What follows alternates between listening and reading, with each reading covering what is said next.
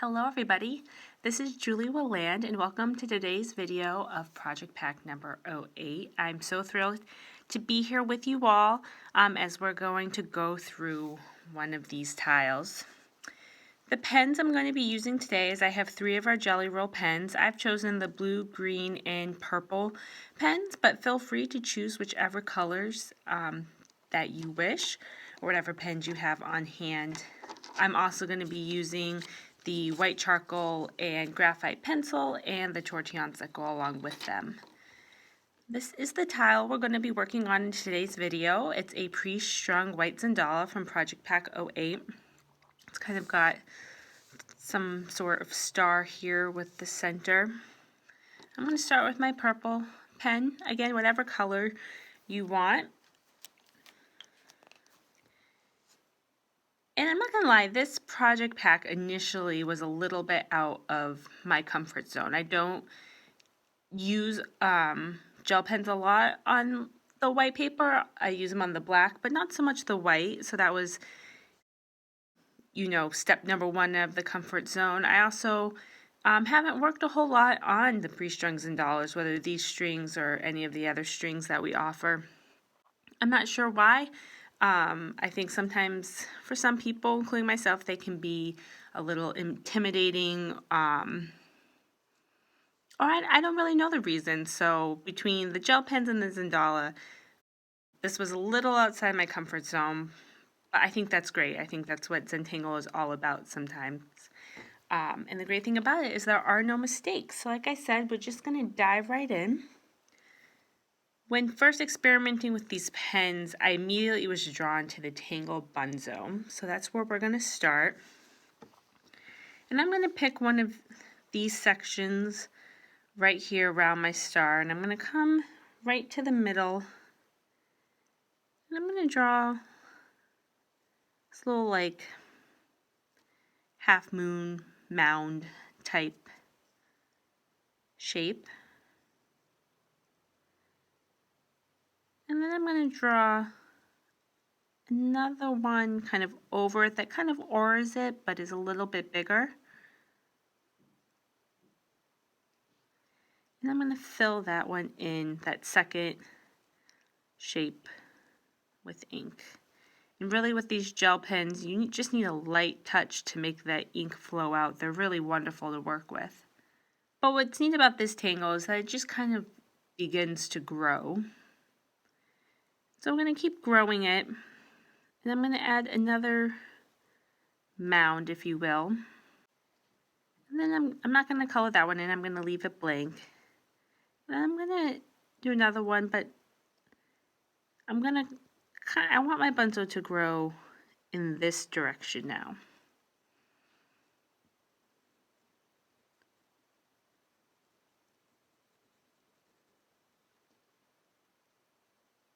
And then I'm going to add another one. And then, because I'm hitting the edge of my space here, my next Bunzo mound, that's what I'm going to call them throughout this video, is going to start to work back this way.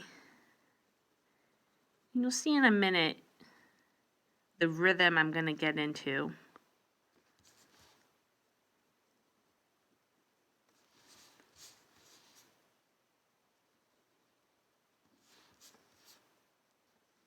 Of going back and forth as I make my way up this space.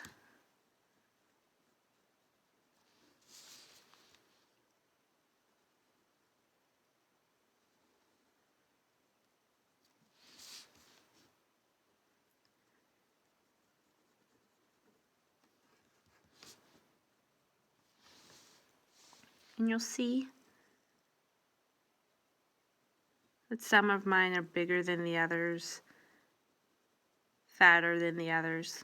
It's really just, this Tangle grows quite organically. And you just keep going back and forth.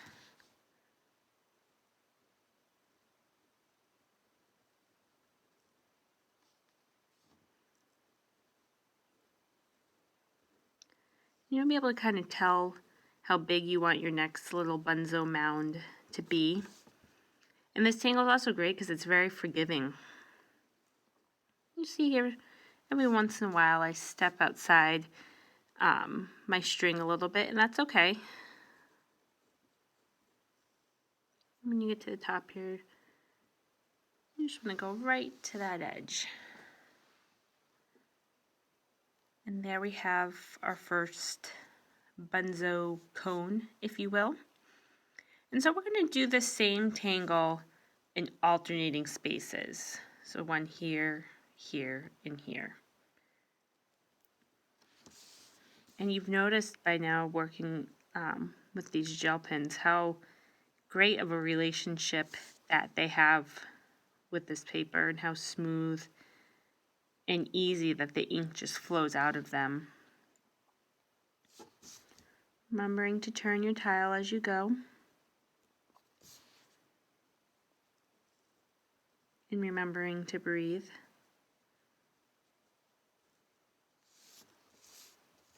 This really is a great tangle because you can fill any space with it.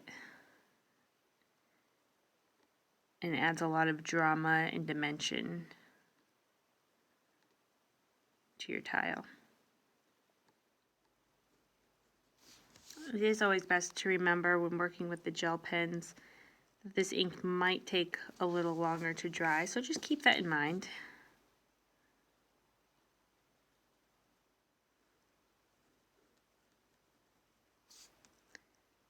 I think it's cool how even though I've been using the same tangle and drawing it the same way, you know, going back and forth, each of my little Bunzo cones looks different and has its own shape and its own personality. So that's what I also like about this tangle a lot, is that it's so different each time.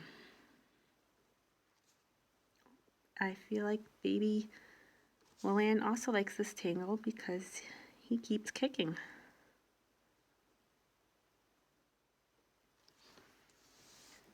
And there we have our 4 Bunzo cones. So you can go ahead and cap the pen that you were using. And I'm going to pick up a different color. This one's going to be blue. And we're going to draw a Bunzo one last time in this center space. Like I said before, Bunzo's a great tangle because it can fill any space you need it to. So I'm just going to pick anywhere to start. It doesn't matter. And I'm going to draw my first little Bunzo mound. And then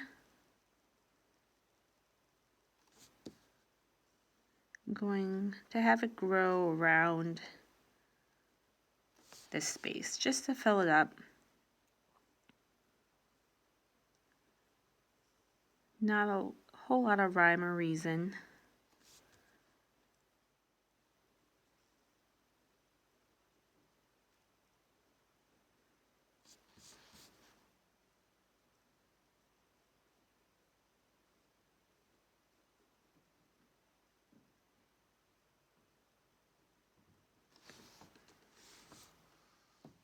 And there we go. So we've got our middle space filled with Bunzo as well. So I'm done with my blue pen. And I'm going to pick up my green pen. And we're going to work in these spaces in between the Bunzo first. And the tangle we're going to use in these spaces is Printemps. And we're going to add some weight to it. And adding weight to my tangles is one of my favorite ways to kind of give it a little bit more character and a little bit more drama. I've definitely done this in project pack videos before. I believe it weighted Hollabaugh. So it really is one of my favorite techniques. So I'm just going to bring it back to this tile a little bit, and we're going to start at the bottom of these sections, and I'm going to first draw my first spiral, my first Printemps. And then I'm going to go back to each of these lines here, and I'm going to add a little weight to it.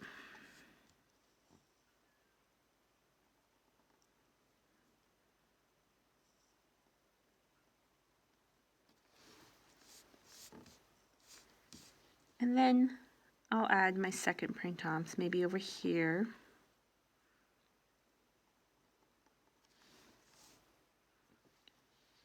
And add some weight to it. You don't want to add weight all the way around, and you want to do it all on the same side.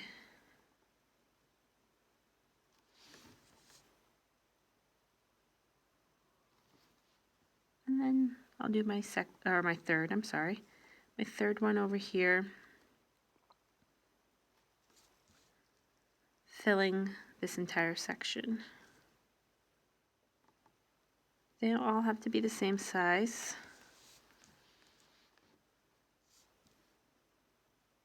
This one's going to be a big one. I did kind of venture over into the other section. That's okay.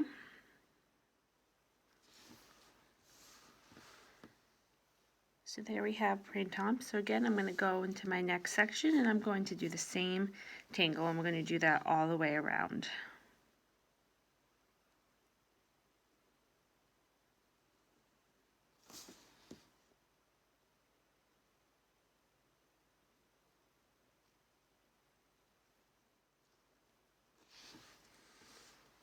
And finally, our last space here for our printemps.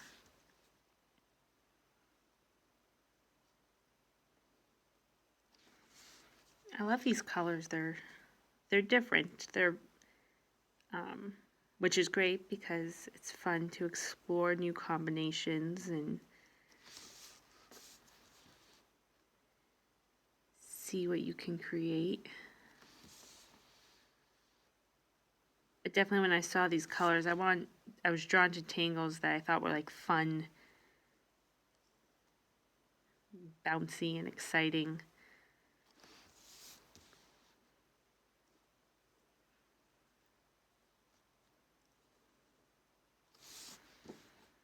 Not that all tangles are fun, but some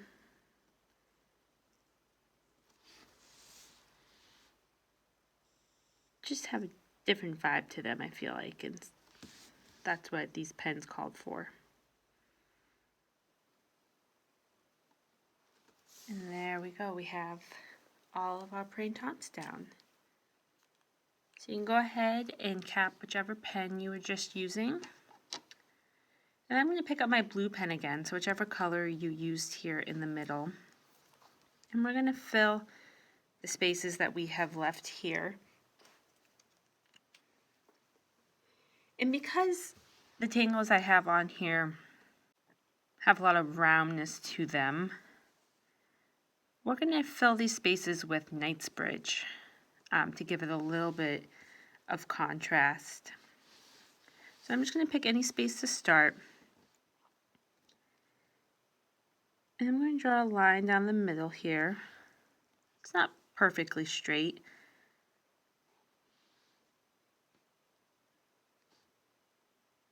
And all my lines are going to start, in my grid are going to start from this corner here, this point.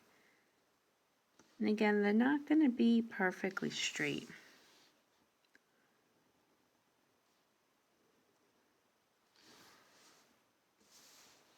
And then I'll add my lines going in the opposite direction to create my grid. Again, not perfectly straight. And then we can then fill in. So just pick a spot.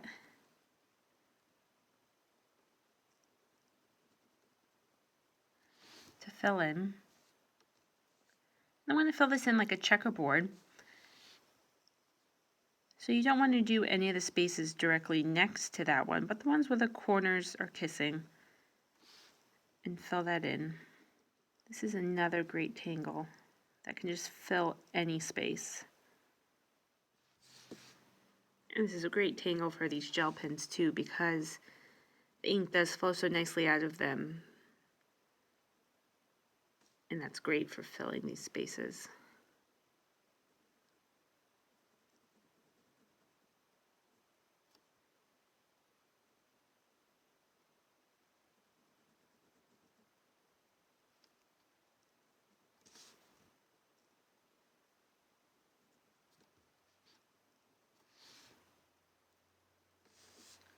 you have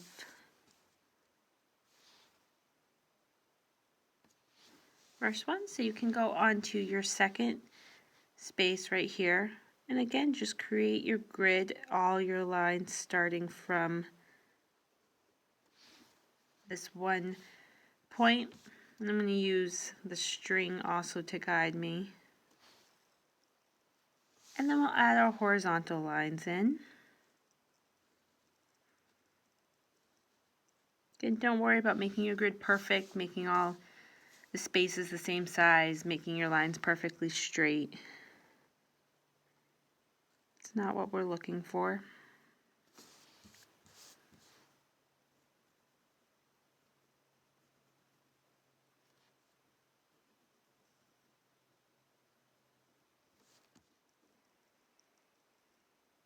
Remembering to breathe.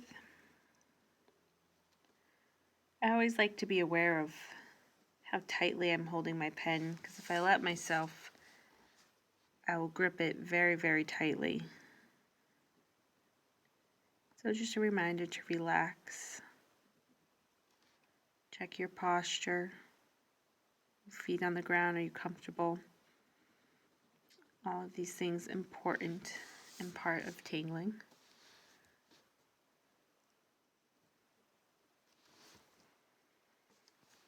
And finally, I'm on my last space here to fill with Knightsbridge.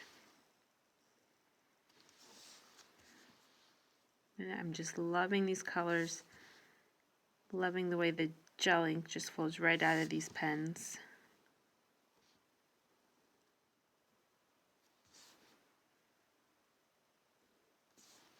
And here's something that was, like I mentioned in the beginning, kind of out of my comfort zone. And here I am. I've enjoyed it so much. The pens, the colors, the string.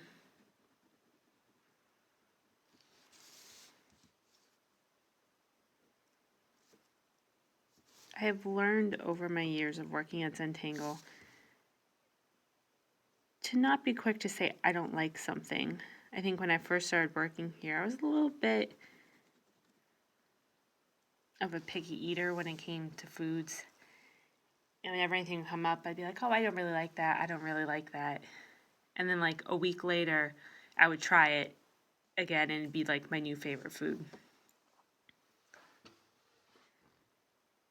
All right, so now we are done with our gel pen. So you can go ahead and cap ones you're using, and you can set your pens to the side. And now we're going to add some shading. Like I said before, I'm using both my graphite pencil and my white charcoal pencil. And you want your tortillons as well. As we go through this, I'm going to start with my graphite. And I'm going to go to one of my Bunzo cones here. And I'm going to add a little bit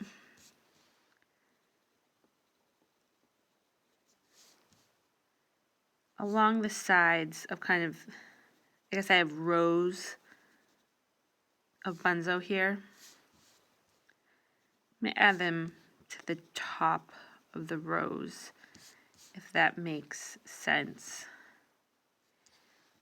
If you're not quite sure what I'm talking about, just take a moment to watch what I'm doing here. As I went back and forth, I kind of created rows of Bunzo. And like I said, I'm just adding a little bit of graphite to the tops of those rows. And at the top here, I'm just going to go to the side here like that. I'm not adding a whole lot of graphite. You don't need a lot for this tangle, especially because it's kind of tight. And again, I'm just kind of following how the Bunzo grew.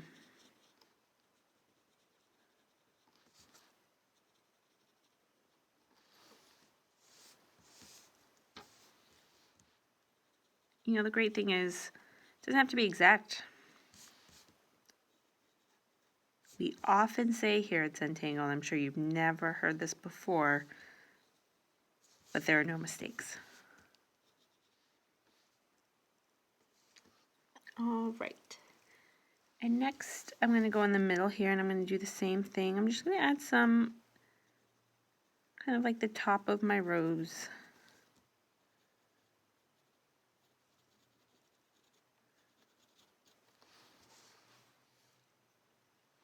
And then before I pick up my tortillon, I'm going to go to my Printemps. And I'm going to add some graphite around each Printemps. And I love shading the Printemps like this because I feel like it makes it really just pop off the page. So then, before I go to Knightsbridge, I'm going to take my tortillon and I'm going to go and soften all of the graphite I just put down. Not spreading it too much. I don't want it to cover all of my Bunzo. And then I'll go back and do my Printemps. Again, this really makes them just pop right off that tile. And I forgot to go back to this Bunzo, so I'm just going to go in real quick and soften that.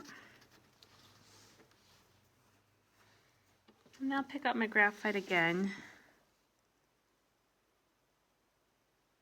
And I'm going to add a lot of graphite along the edges where it meets the other tangles.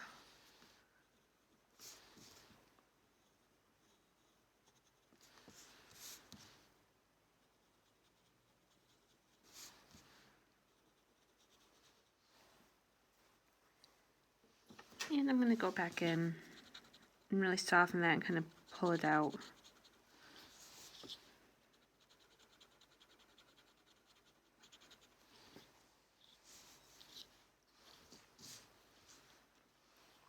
And I'm going to go back with my white charcoal and I'm going to add some highlight in my Bunzo.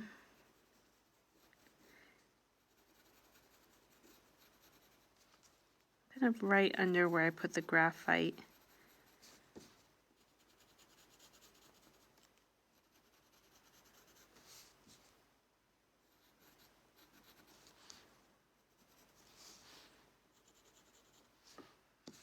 And I'm going to do that to each one.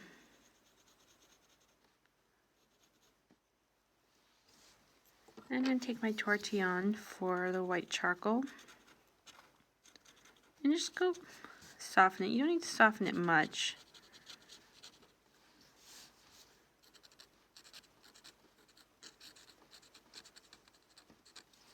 Just give it a little go over. And then I have to do this middle Bunzo. I keep forgetting about this little guy here.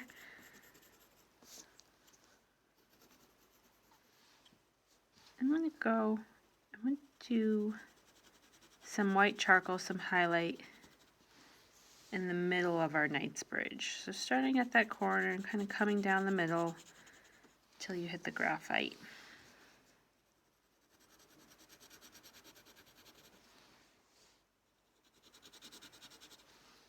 And then you go back with your tortillon and you just want to soften that a bit. I'm not spreading it out too much though.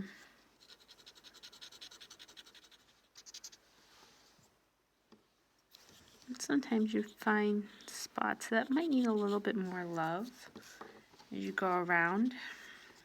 What I'm going to do here is I'm going to go back with my graphite after I've softened all the white that I put down the Knightsbridge, and I'm really going to add some more down at the bottom here. I like to always remember when it comes to shading that you can always add more instead of taking it away. So it's not quite as dark as I want it to be. I want it to really kind of look like it's going underneath my Bunzo and my Printemps.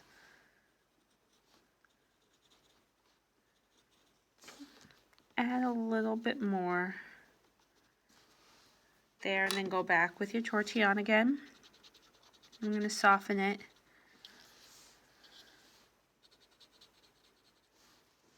There we go.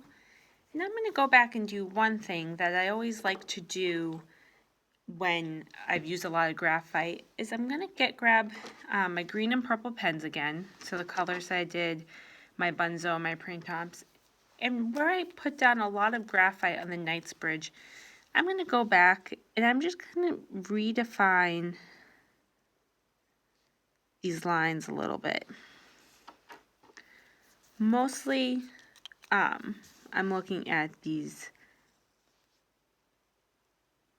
Printemps lines. So kind of going back over the lines where all that graphite is to make them more bold and appear more, because like I said, I was going for the look that the Knightsbridge is going under the Printemps. If all that graphite has made it a little muddy for you. It does make a difference. It's great when you're using the black pen. You really see the difference right away. And I keep going back and I see things I want to add. I'm going to add a little graphite at the base of my Printemps where it meets this blue Bunzo.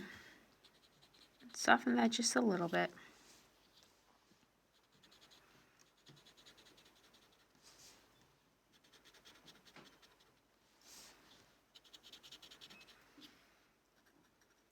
One of the things I love about Zentangle is I thought I was done about 7 minutes ago, but here I am.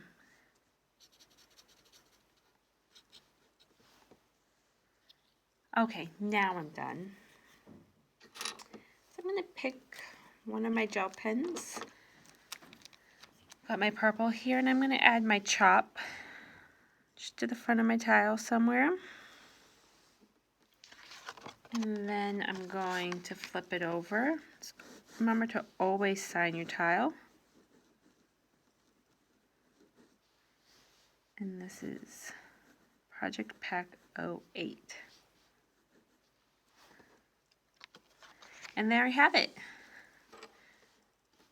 So thank you so much, everybody, for tangling along with me today. Bye.